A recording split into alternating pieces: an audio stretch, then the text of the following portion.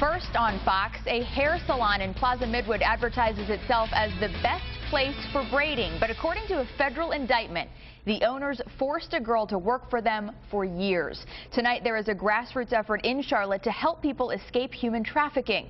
Thanks for joining us tonight. I'm Morgan Fogarty. And I'm Israel Valderas. The Queen City leads the state in the number of calls to a national center that tracks these cases. Without a place to stay, many of the victims have nowhere to go. But a faith-based group aims to help the hopeless. In Isaiah 1:17 it says, learn to do right, seek justice, and defend the oppressed. And that's really what we're about. Mark leads Justice Ministries, an organization that helps rescue victims of sex and labor trafficking. I saw the need for housing and safe shelter.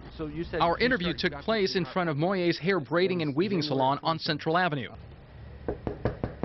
A federal prosecutor accuses the owners of harboring an alien for financial gain.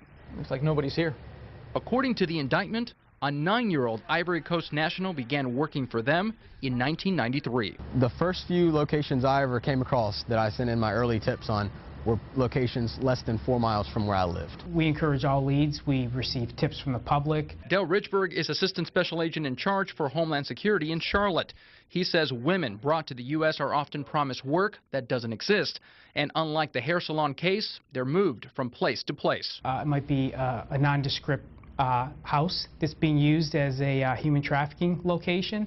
It could be a massage parlor. According to the Washington Post, Backpage.com has come under fire. Victim advocates say the adult services section is a haven for pimps and traffickers. Mark says he's no stranger to helping trafficked victims working at local spas and massage parlors. It's rarely that I'm getting a direct call, but it's normally through at least one other person that I'll get a tip.